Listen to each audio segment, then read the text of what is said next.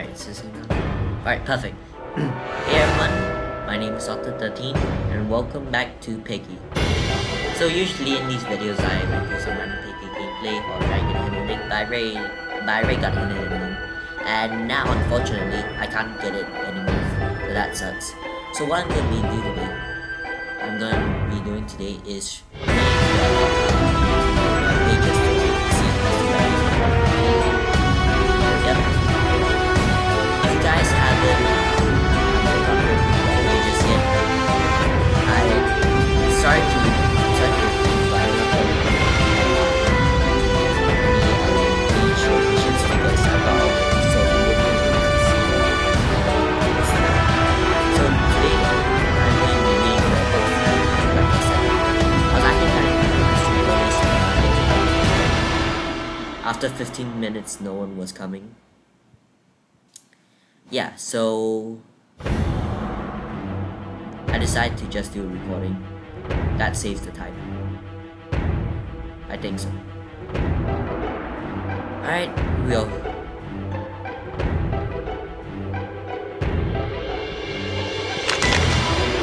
Chapter 1 House. I was tasked to investigate reports of a missing child named Georgie. As I arrived at the Piggy's household for enemies, I began to notice that things were off. It was unusually quiet and quaint. A breeze of unease showed at me as I stepped out on the corridor. Without a moment to react, I blacked out and woke up in the bedroom of the house with a beaming headache. Someone had knocked me out and brought me here. But why? If they wanted to get rid of me, why didn't they finish the job? While attempting to piece things together, I encountered a strange, crazed pig with different eyes and a hunger for more. It didn't talk, it just chased me. Terrifying. As soon as I escaped the house, I decided to get back to the station and get help. What we have seems to be much more than a missing animal case. Chapter 2 Station. When I reached the station, I had found it to be unusually quiet. The officers celebrating, no criminals rattling their circles. Then the intercom system spurted out a warning without wanting to get to the garage. The voice of the phone was down in the I don't know why he showed up on the field. Maybe it was the stress call that all officers receive while I was unconscious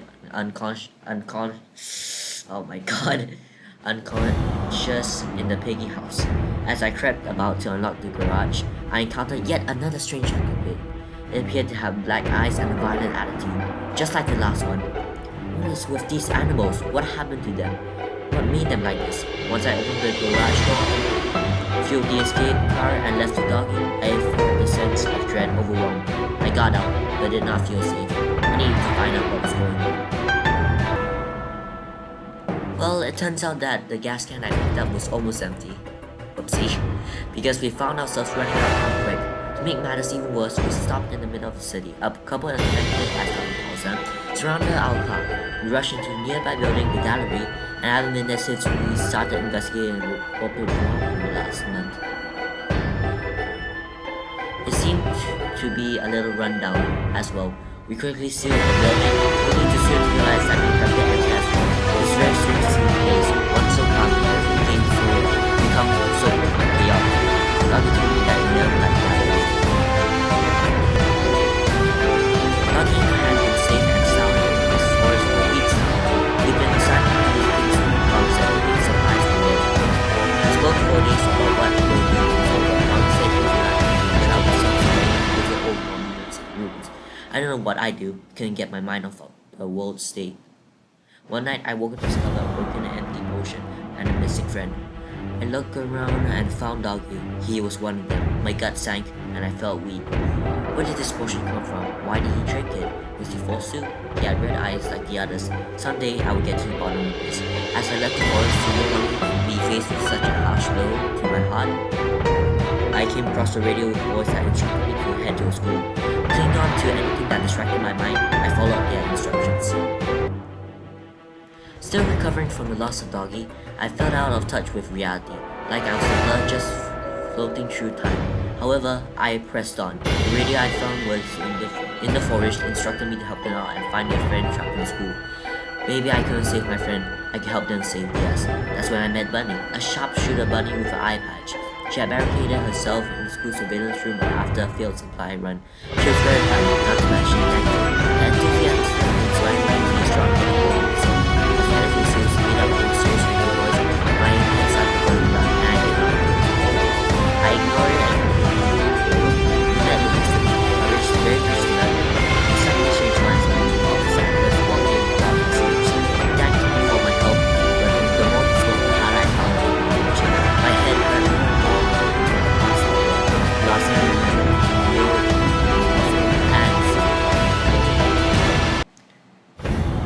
I'm in the hospital with Bunny on my side. She seemed to lighten up when she saw my eyes open. Bunny explained that Mr. P and the researchers didn't think I made it, as I showed minimal symptoms of the infection. She didn't give up on me though. I rescued her, so she believed it was her duty to protect me from being tossed out and being the lost case. Lost case. Thanks, Mr. P. I hate you. Bunny also told me that I woke up in the perfect time, as the place was being evacuated. The doctor was infected and caused severe panic. I jumped out there and got to the rooftop, where a helicopter was supposedly waiting for us. It wasn't there. They left without us to who knows where. Bunny and I needed to come up with a way to get out of the hospital ourselves. And fast. We made our way through the hospital and down to the underground metro.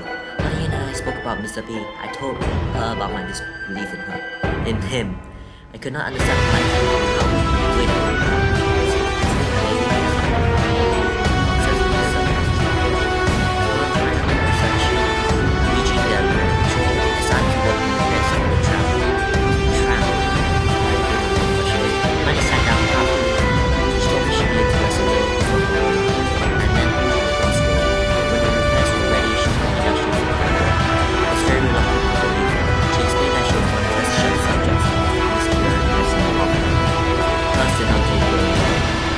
I told her that we could find a cure, and she could hold on long enough to find it. Bunny didn't want to go on as she feared punishment in danger. I got on the tram, looking back at her as she stayed behind to fight off any infected that may still be there. My heart hurt, my fists clenched. I was going to find Mr. P. I arrived at Mr. P's carnival to search for any leads on where he may be. Unfortunately, there was not much to be found besides an infected fox trapped in a cage. I shiver at the thoughts of how he could possibly end up like that. I met two survivors there, Zizzy and Pony. Zizzy was a cunning silk fencer and Pony was a clumsy yet comforting guy. They were kind enough to allow me to join them. They told me they were on the side but found me on the way and trusted me. As I was led back to the safe house, they spoke a lot about untrustworthy people and how I should watch out for them. Seeing that this whole situation really brought out the worst in me. We arrived at the city, a rundown mess. They set up their safe house in the hotel, as had plenty of beds and supplies. Recently, they've been running low. It was there I learned a few things about my two new allies. Zizzy taught her young sisters Z and Susie how to fight. Pony studied optometry like his father, and I told them my story, and how I was searching for Mr. P. Seeing his name struck something in me, and I felt the emotion that burned inside my blood. As she spoke, we discovered a mysterious figure watching us. It seemed to be infected as it ran away when we noticed it. Lizzie and I ran after it. Okay, can I just say something? Okay, hopefully this is accurate because according to Piggy's films, Georgie film, when he went to therapy, he said he had to survive 4 weeks with limited resources. Or it could have been more. So I'm starting to think, was that him? I'm not sure. Maybe want to walk down. Because that's not for safe. I guess we're done. Okay, have to come home. We chased the figure to the mall. He's coming that way. Okay, yeah, I was right. The missing child. He had a deep fear in his eyes. We found him in his little fort, coupled with an awful stench. I asked him why he went missing. He told me about his family. They visited the hospital without him and came back acting strange. So he ran off to find his grandmother in the city and in hopes that she could help him out. Unfortunately for him, the city seemed to act all the same way his family did by the time he got here. So he hid himself.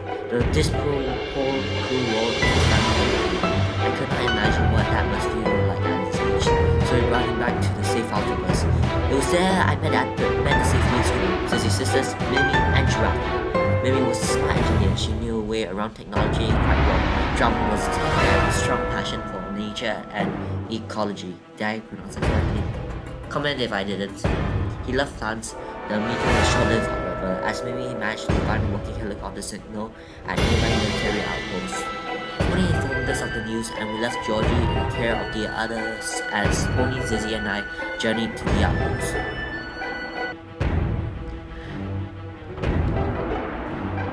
Sorry Sorry, just make sure I was still recording. Anyway, the outpost was swarming with infected soldiers. The three of us opened the sealed doors of the plant, where Mr. P presumably flew to. As I prepared to enter, Georgie showed up. He stuck out his safe place and followed us. I was not pleased to see him at all, because he could have been easily harmed. I should need to see him a scat though. A scattered though. Hold on one side.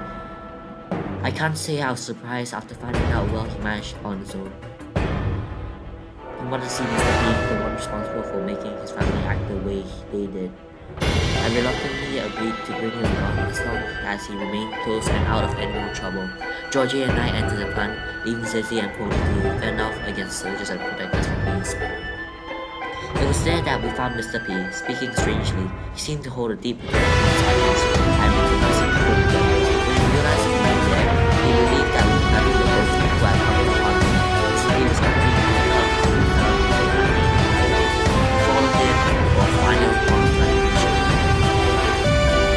oh man, this is a very long one, but it's a final, so like this. Anyway, the speed's delusional thoughts grew wilder as he began to attack us in an attempt to get us to leave him alone. We persisted in trying to get his attention, but he would not listen. He was in a world of his own, blinded by his own remorse. It was not long before I too began to suffer from unwanted thoughts. I cycled through my own memories, being attacked by the past. I was searching for something, anything to get me back into the real world. That was until I found a photo of Mr. P's wife. I showed it to him, and that was when they all came back to him. Finally came to... I got lost. Man, this he finally came back to terms with his actions, seeing us no longer as regretful memories. He told us his story. He did everything he could to save his wife who was suffering from sickness, caused the boat to burn in the process. Nothing could be more in the world than himself. He was afraid of his action. And he was afraid of his actions. He became more and more desperate for solutions, sacrificing those closest to him in the process. Georgie was upset and wanted revenge. I convinced him not to do anything to him. If he harmed Mr. P, he would not be any better than Mr. P. That was it. Never mind. He was too blinded by his emotions to realize what he was doing. If Georgie went through it, he too would have suffered just like him. He soon left the planet, leaving Mr. P behind. Museum motivated us with great joy in the search of the finding over. We were unsure of what we all stopped at the moment. Then Georgie's face lit up as he came back. What if we looked for a cure? Maybe it wasn't such a ridiculous idea. We lived in the world full of the party wouldn't be too far-fetched to come across someone working on something that could help us out. There's only one way to find out, I guess. Alright. So, that was Piggy Book 1. Now, let's on to Piggy Book 2. Piggy Book 2. What's wrong with my mouth? My tongue. Never mind, let's just go. Here we go. All I could think about was the rest before the whole infection happened. Dougie and I had located 2 of the 3 wanted criminals in Lucella. As it turns out, they had been lurking in their alleys, a dark and filthy place. It suited their lifestyle after all. No offense to those criminals out there.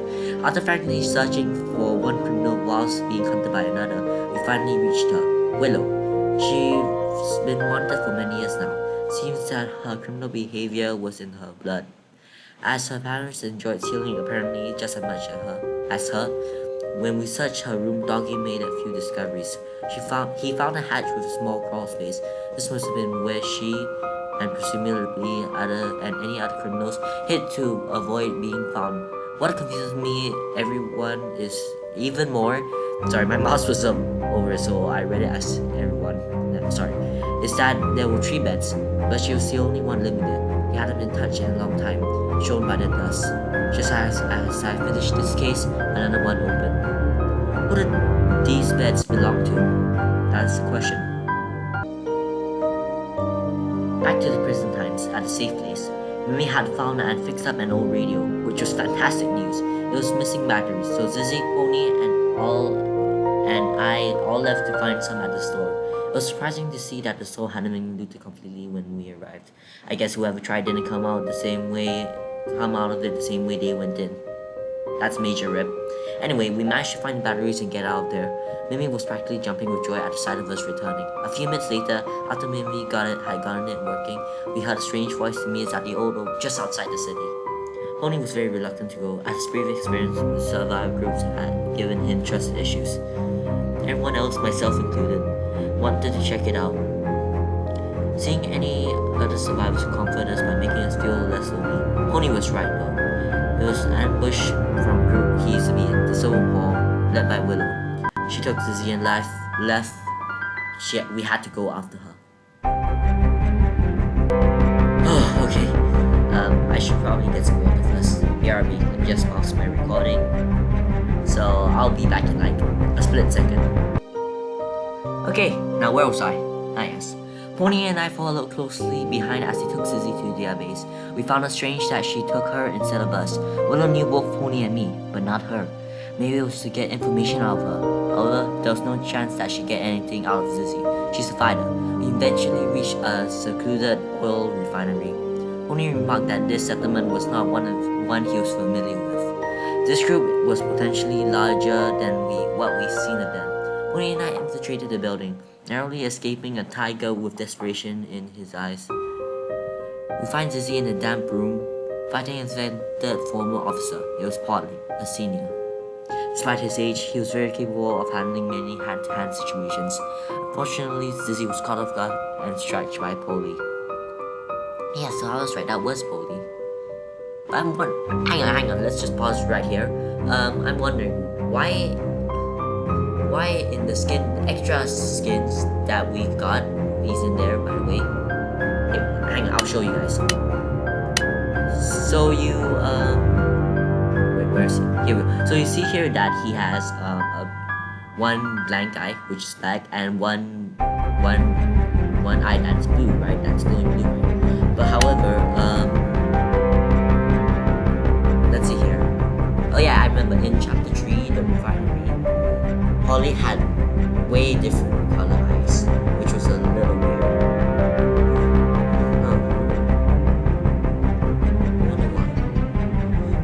Anyway, let's just head back to the pages. We were distraught and lost. She told us it would be best for us to leave before we got into any more trouble. Pony didn't want to leave at all. It was new to see Pony get so emotional.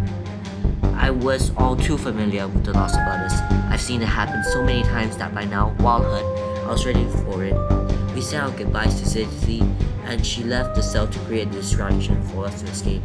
We'll never forget Zizzy. Georgie worryingly woke me up to the sound of explosions. Something horrible was going on.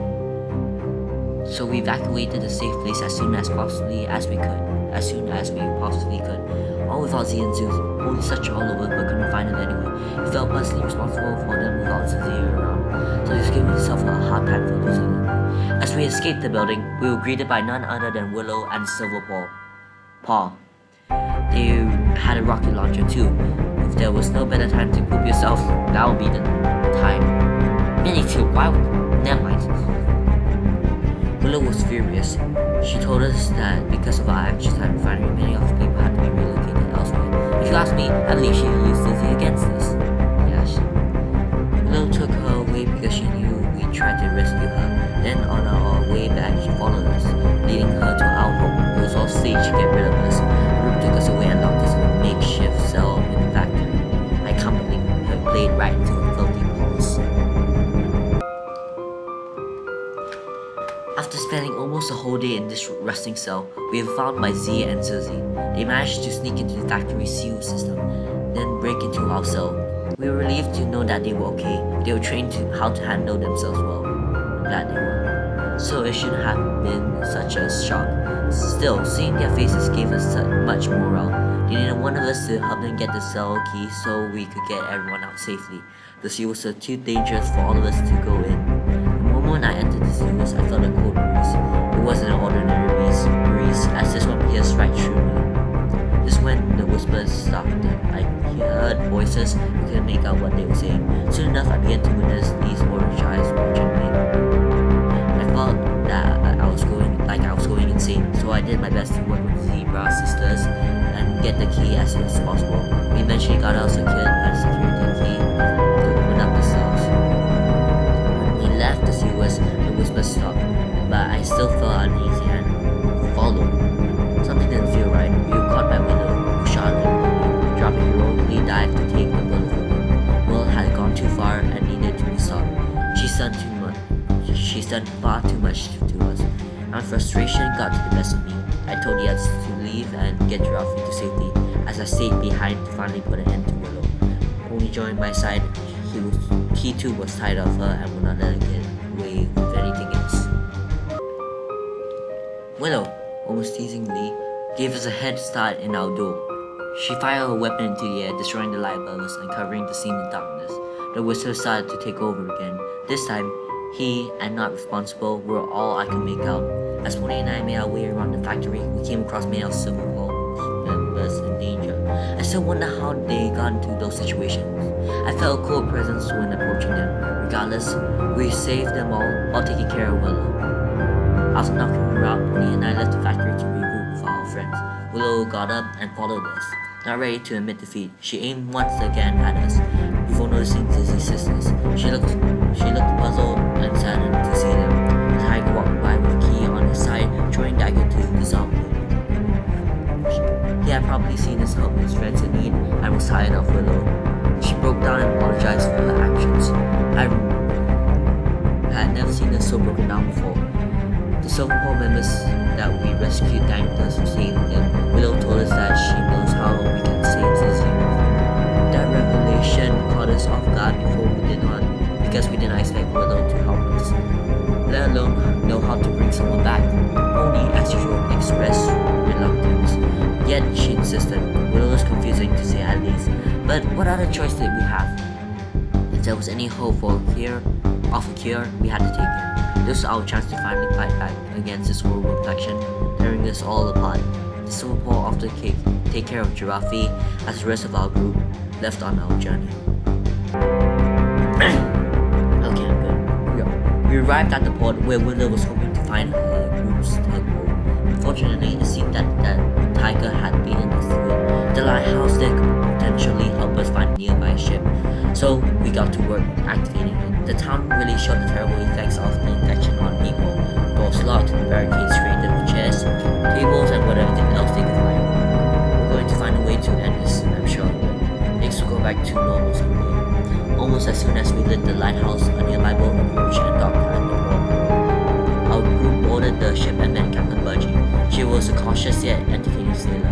We told her that we needed to get her across the North Sea. Unfortunately, she told us that we didn't have enough fuel to make the trip to Doveport, and the reserves were locked in the ship with her infected crew. Willow and I went to get the fuel. Once Willow and I reached the fuel container, an infected crewmate approached us from behind. We must have accidentally hit the lock button on the container because we found ourselves locked in. I kept telling Willow that it would be the best for us to start getting along, as nothing good could come of us keeping our hostilities. None of us are innocent, and it's time for us to accept that. Shortly after, our friends found us inside the fuel container. Then we explained that there were no infected to be found on the ship, so they came down to see what we were up to. Our reunion was quickly interrupted by sounds of explosions. We quickly met with Captain Piggy outside, and she informed us that we arrived at Doveport. It could just be seen off the distance, accompanied by explosive lights. The fuel retrieve should just be enough to get to Medora, pushed to the docks there. I gulped and looked around, seeing the worried faces on everyone else. We had no idea what we were in for. Oh my god. The Piggy Book 2 notes are way longer than Piggy Book 1 notes. But who might complain? Anyway, we landed at Doveport to discover Willow's tugboat already there. The tiger arrived before us. Pony and I searched ahead to find a way to get to the surface. It wasn't something we were looking for, to say at least. The explosion didn't sound very fun at all. Yeah, I guess not. Just when I thought the voices were over, they came back to haunt me. Seems that they tormented Pony as well. It appeared as though he was losing his mind. The creature chasing us gave us headaches as we made our way through the facility. We eventually discovered a passageway to the surface. I went down ahead, Pony caught up later. It was there that I met Tiger, face to face. He tried to convince me that I should help him instead of Willow in finding the cure. After not giving him a proper response, he left. He's a silent type. and an observant one. Our group made our way to the surface to be met with, unsurprisingly, bombs. It was here that we met Robbie and Kona. Robbie was a small security robot. I still feel uneasy near it. Last time I met one of its kind, it was a C11. Yeah. However, it helped cover me from an explosion. I give it that. Kona is the engineer responsible for the creation of the model robots. It seems that he wasn't too fond of adding weapons to robots, and I can't blame him. Mimi and Kona have known each other for years. That's nice. Turns out that they attended the same school of engineering. Gave us a lot of great comfort to meet someone Mimi knew we could trust. He offered Mimi a radio so he could keep in touch with us, and sent us on our way with Robbie to help us on our journey towards the cure. Robbie and I went down to the lab. Kona dug into a temple when building his lab and kept it that way. I have no idea how nobody noticed the metal doors seeping into the old rock walls. He must have some way of hiding them. It was riddled with active traps. He may be using them to fight against the infected. After getting the temple exit door opened up, our group returned to the surface, away from the explosions. It was there that something truly inexplicable occurred. The world around me went dark, and I began to hallucinate once more. I saw Bunny, Doggy, and Sissy. I knew it was a trick I couldn't look before. Eventually, they vanished, and he appeared. I don't know what to call him. He's some sort of extra-dimensional being. I know I sound crazy for saying that, but he's capable of much more than anything I've seen. He's someone responsible for the hallucinations, the whispers, and the voices. He also revealed to me that I'm immune to infection. I'm not immune to pain though, so I still need to be careful around the infected. He offered to let me see my friends again if I joined. As you can probably expect, I declined. Why would I join someone who has been tormenting me for a long time now? He wanted me to stop my journey and left. In the blink of an eye, I was back with the group. Pony informed me that he knows about that mysterious being. He tried to bribe Pony as well, but like me, he refused. It looks like the being doesn't want us to get that cure at all. Unfortunately for him, I will remain persistent and resistant. Alright, moving on. Cold, that's how I felt, both on the inside and out. Scorching weather outside, coupled with Pony's sharp words, created a perfect storm. I couldn't believe Pony would do such a thing. Everything I thought he was turned out to be wrong. At least, that's what I think. If he was told by Willow to do it, why did he go ahead and do it? Why did he give Doggy and me the potion? There's a lot of him I don't know. But Georgie was right though.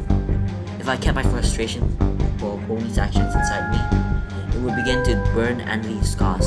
It's not worth it. We need each other more than ever now. We do things because we have to, not because they want to. We want to. Sorry. His words continue to haunt me because they are real. As we made our way into the lab where the mythical cure was being developed, we ran to Tigray. He was focused on setting charges to block our path. Wanting to ensure Willow could not get the cure before him. His gaze was fixed on her as we ran to him, and after an argument they fought. That was when some of the charges went off. Isolated from the others, I was alone again.